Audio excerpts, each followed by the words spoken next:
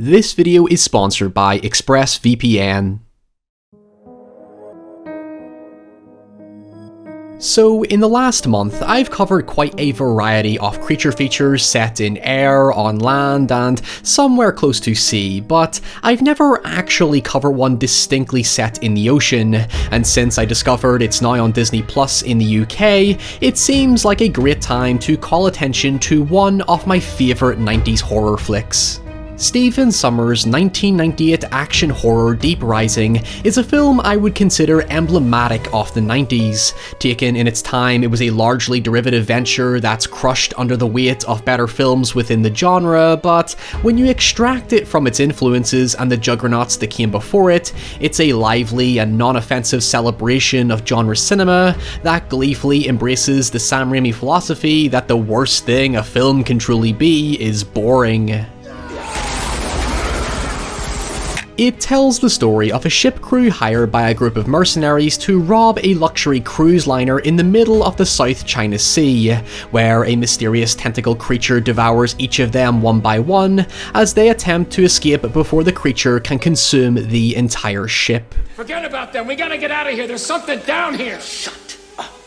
Like with everything in life, the ocean is an inherently terrifying place. We know so little about it, and it makes for one of the most truly interesting aspects of our planet, as it humbly reminds us of how small our existence is relative to the things we've yet to discover or likely will never discover. Deep Rising plays right into that natural mystique of what could possibly be living in the deep dark abyss, and what it basically gives us is a fuck-off massive ancient sea creature without much further context. And that's all the film needs. It doesn't need to be a space alien or toxic waste dumped in the ocean, just accept that deep sea gigantism is a thing, and let your overactive childhood imagination willingly buy into this thing potentially being down there somewhere. Look, I've played enough Subnautica to know that as long as it doesn't find a way to adapt to land, I'm content at just not going near the ocean, so even without many explicit scares, for me the film already kneels down the thalassophobia before we even see the bloody creature in its full form. Now there's something you don't see every day. Granted, I will say I preferred it more when I thought the creature was just some kind of abstract tentacled abomination, kinda like the squid creatures from Grabbers, but when we finally get to it later in the video, the film does have an indirectly adorable way of explaining its ultimate motive. Anyway, I would call Deep Rising an example of an egoless film. It doesn't try to pander to critical standards, nor does it try to be too zany and over the top that it comes off as try-hard. Instead, it's a light-hearted feel-good horror, which, like comfort food, is a common phrase used by people to describe films that aim for cozy escapism to put a smile on your face, or remind you of the simpler days before the stresses of the world swallowed you whole. I think she broke my nose. Yeah, give me a chance to break the rest of your face, not that anyone would notice. What is this about? After covering a few grim topics recently, Deep Rising has always been my go-to feel-good horror, on the basis that it has a thrilling, hopeful, and satisfying sense of energy, while oozing some grisly surprises that give it a nice mature edge.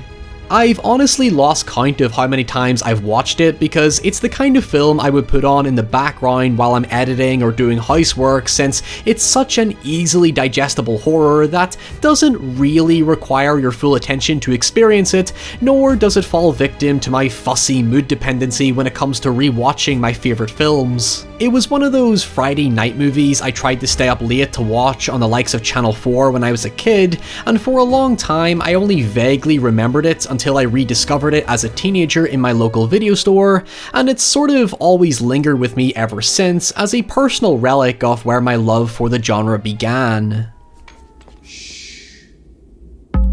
So I understand when you think of feel-good horror, something like Tucker and Dale vs. Evil should come to mind, but the thing about Deep Rising is that it still attempts to be a legitimate horror movie without completely overthrowing its cheeky tone. Yes, it has sarcasm and humor, but I wouldn't call it a comedy in the traditional sense. It's kinda like Scream, where the comedy is woven into the characterization rather than the situation itself, because there's nothing funny about their ordeal, nor is any of the violence played for laughs. If it were, it would risk sanitizing the horror and mild suspense that keeps the danger engaging and completely undermine the experience as a whole. There's a really fine line between characters reacting in nihilistic disbelief and bewilderment at the absurdity of the situation and being genuinely terrified. For example, Treat Williams' John Finnegan and Jason Fleming's Mulligan represent both emotional spectrums of the story and audience. Finnegan acts as the sardonic, this is ridiculous commentator who sort of disconnects himself emotionally from the story, while Mulligan represents both a reminder of the severity of the situation and the complete breakdown of the mercenaries' bravado attitudes. In other words, to some degree, they're both mild variations of Bill Paxton from Aliens, but not as eccentrically driven. Now what the fuck are we supposed to do? We're some real pretty shit now, man! You finished? In fact, while the film unashamedly references multiple influences, its setup is most notably similar to Predator. Both films are about a bunch of macho mercs looking to kick some ass, only to have their bollocks kicked in by a creature from an entirely different genre. After all, conceptually speaking, Deep Rising starts out as a heist thriller, only for all the hype and stern composure to lead to dick-deflating disappointment when the creature beats them to the punch, as our hero puts it, and from there, the mean-spiritedness is largely played at the expense of these arrogant antagonists as the structure of the film deliberately falls apart. The minute those doors are kicked open, that confident, action-packed tempo is sucked right out of the film, and a sense of unease and isolation quickly settles in. I got a really bad feeling about this. There is something to be said about the mercenaries and the ship's owner Simon Canton, who plans to destroy the ship to gain a massive insurance claim, being the actual villains of the story, while the creature is just going about its usual business, becoming an inadvertent source of justice as it merely seeks to feed and survive like it's supposedly been doing for years, if the opening title card is anything to go by. Remember, the story is technically about a heist that's then derailed and disregarded by the characters looking to escape.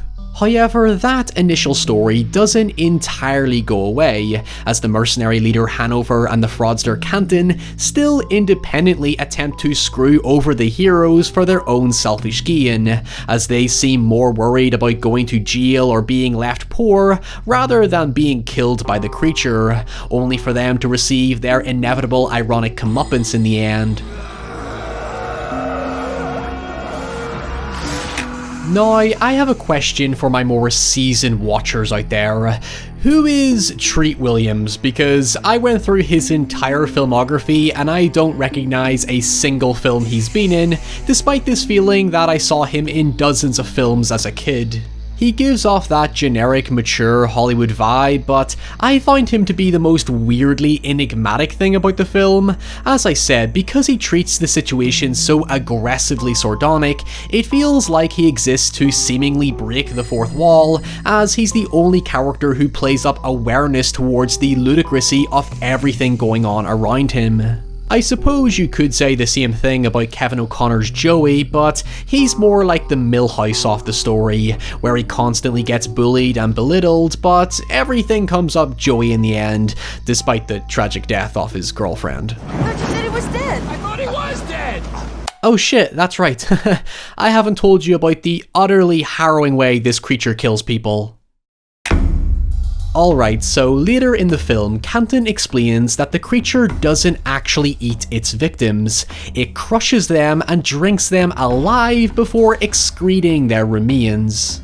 Remember in my Grabbers video when I said I don't like blood-sucking monsters because the idea of being drained or dissolved while alive, like in Starship Troopers, The Fly, or God forbid, the Blob remake, sounded much more agonizing than simply being eaten? Well, this film really cemented that fear. The one true moment of introspection comes from when the group are trapped in the kitchen and Mulligan makes a speech about barricading inside and waiting for rescue rather than risk getting devoured alive. It shows actual emotional vulnerability. Every character drops their act, and it reminds you that the film is still committed to taking the horror seriously, because the scene that follows has the group discover the creature's feeding ground, where the remains of all the passengers lay, and it's presented with haunting, ghostly echoes of the victims' screams. I've said this before about a couple of films, but Deep Rising is a perfect example for those looking to transition lightly into the horror genre without it being too provocative, because there's this really patient and gradual build towards the more intense visual beats before elevating the tension with a high energy climax that was anticipated when the mercenaries first entered the ship. When I said the film had a somewhat adorable explanation for the creature earlier, this is what I meant. When we finally see its full form, I felt that it completely recontextualized the horror of the tentacles with this cute chubby little face that clearly just wants to make the ship its new home. When Finnegan shoots it in the eye, I felt bad for it. I know he did it to escape, I don't blame him for it, but I would have liked it more if they had just left the creature alone, because it seems to imply that it was spreading around the ship to just make it a nest. I mean, it's a $500 million cruise ship, so I guess it's nice to see the ultra-rich give back to the planet once in a while. Seeing all of you here, so beautiful, so rich. Anyway, those are my thoughts on Deep Rising.